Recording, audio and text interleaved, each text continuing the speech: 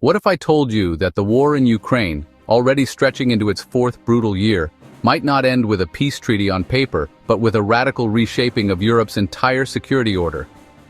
From the beginning, Vladimir Putin's gamble was clear. Grind Ukraine into submission, bleed its resources, and wait for the West to lose patience. He believed time was on his side.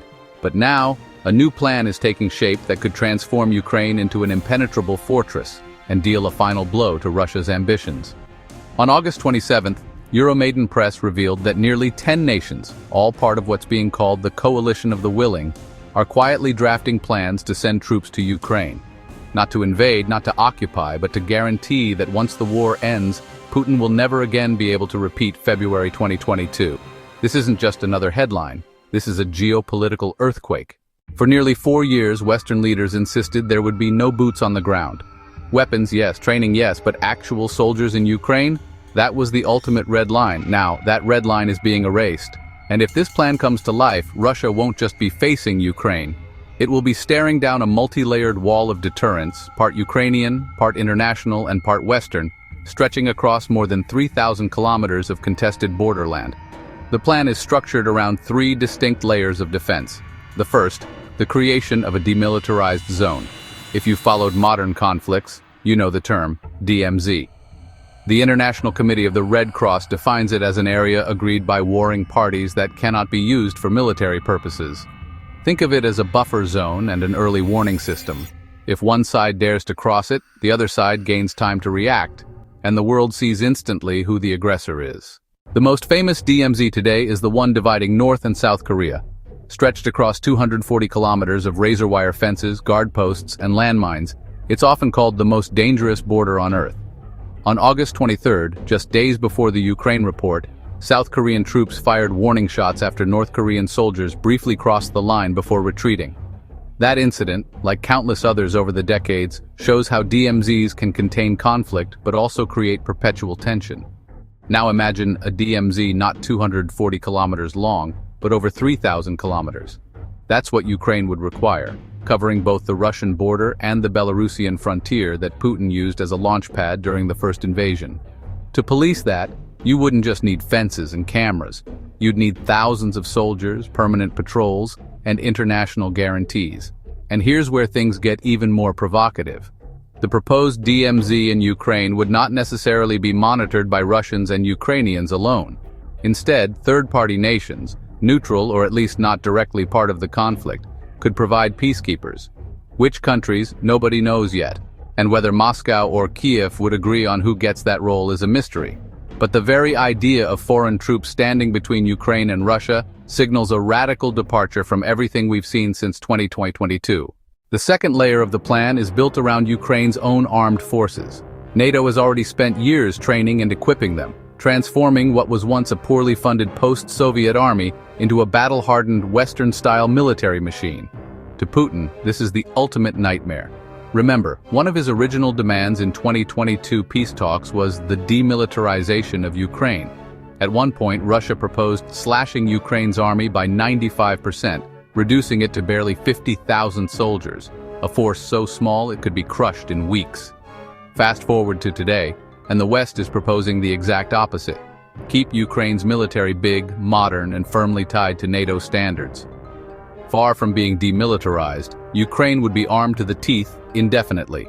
Programs like Britain's Operation Interflex, already responsible for training more than 56,000 Ukrainian troops with the help of 13 allied nations, would expand and potentially evolve into something like a permanent military academy. Imagine a whole generation of Ukrainian officers trained in Western doctrine, integrated into NATO's mindset, without Ukraine even being a formal member of the alliance. The third and boldest layer of the plan: foreign troops stationed inside Ukraine itself. Not American soldiers, the White House has already made that clear, but Europeans. According to reports, up to 10 European nations are prepared to send contingents. The UK would take the lead, potentially deploying a 5,000-strong brigade backed by Eurofighter Typhoon jets. Their mission would be twofold: continue training Ukrainian troops and, more importantly, serve as a permanent tripwire against Russian aggression. Think about what that means. Ukraine may not wear the NATO badge, but if British, Czech, Lithuanian, or Estonian soldiers are based on its soil, any Russian attack could cause casualties among NATO citizens. Would that trigger Article 5, the alliance's mutual defense clause? Not automatically. But the uncertainty alone might be enough to stop Moscow from even trying. This is deterrence by risk. If Russia gambles again, it wouldn't just be bombing Kyiv. It might be killing NATO soldiers, forcing the West to decide whether to escalate. And that gray zone of uncertainty, that maybe Article 5 applies, maybe it doesn't, is precisely what could keep Putin awake at night.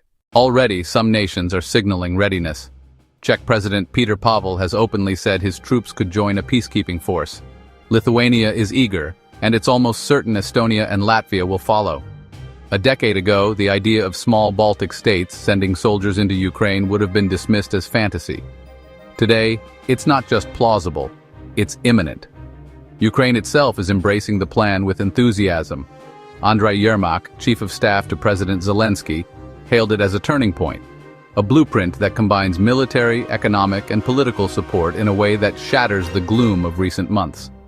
According to Yermak, a key White House meeting crystallized this new approach, providing clarity on how to secure steady weapons supplies and structure lasting guarantees.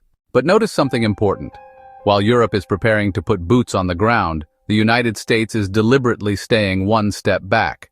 President Donald Trump, after meeting with Zelensky in August, made it clear, Europe will send soldiers, but Washington's role will be in the skies and the command centers. That doesn't mean the U.S. will be absent, quite the opposite. According to the Financial Times, American officials have promised to contribute strategic enablers, intelligence, surveillance, reconnaissance, command and control, and advanced air defense systems. In other words, the brain and eyes of this three-layer defense will still be American. The muscle may be European, but the nerve center remains in Washington. Of course, there's one catch. All of this only happens if the war ends. The DMZ, the foreign brigades, the multi-layered defense architecture, they require a peace settlement first. And here lies the paradox. While the West plans for a secure post-war Ukraine, Moscow shows no sign of compromise. Kremlin spokesperson Dmitry Peskov bluntly rejected the idea of European troops in Ukraine, calling NATO's expansion one of the original causes of the war. For Russia, seeing Western soldiers stationed just across the border isn't just unacceptable. It's a casus belli. Yet here's the twist. Russia doesn't reject international forces outright. If those forces came from a country sympathetic to Moscow, the Kremlin might suddenly be open to the idea. Which country fits that bill? China. Beijing has walked a careful line throughout this war. Officially neutral, unofficially supportive, China has bought discounted Russian oil, provided dual-use components, and shielded Moscow diplomatically. Some German outlets report that China might even consider joining a UN-mandated peacekeeping mission in Ukraine. On one condition, the mission must operate under the United Nations, giving Beijing a stamp of legitimacy. For Russia, Chinese peacekeepers would be perfect, allies in disguise, sitting on Ukrainian soil under a blue UN flag. For Ukraine, this is a nightmare scenario. Zelensky has already rejected any Chinese involvement, accusing Beijing of enabling Russia's war machine and supplying key drone parts. In Kyiv's eyes, China's neutrality is a mask, hiding a clear tilt toward Moscow. So we reach a moment of geopolitical brinkmanship. On one side, a Western-backed three-layer plan that could lock down Ukraine forever and slam the door on Russian imperial dreams. On the other, Moscow maneuvering to insert China as a neutral peacekeeper, turning Ukraine into the latest chessboard of great power rivalry. The stakes couldn't be higher. If the Western plan succeeds, Ukraine emerges as a fortress state, supported by Europe and tied, formally or not, to NATO's security web. Putin's vision of a pliant, weak neighbor collapses for good. But if Russia manages to derail the plan, or if China seizes the mediator role, the war's endgame could tilt toward a world where authoritarian powers gain leverage in Europe itself. And there's one more angle to consider. Ukraine isn't waiting. Even as these post-war plans are debated in conference rooms from Brussels to Washington, Ukrainian forces continue their campaign of deep strikes inside Russia. Oil refineries, logistics hubs, military bases, one by one they're being targeted, eroding Moscow's economic and military stamina. These strikes don't just bleed Russia's resources. They send a message. Ukraine is not merely surviving, it is shaping the battlefield on both sides of the border. So here's the bottom line. A demilitarized zone stretching thousands of kilometers. a Ukrainian army bigger and stronger than ever. European troops on Ukrainian soil, backed by American intelligence and air power, and the looming shadow of China, angling for influence in Europe through peacekeeping. If this plan is implemented, it would mark one of the most dramatic shifts in European security since the Cold War. For Putin, it would mean his gamble in Ukraine didn't just fail, it backfired, leaving Russia weaker, isolated, and facing a fortified enemy supported by half the Western world. But will it happen? That's the question. Can the war end in a way that makes such a plan feasible?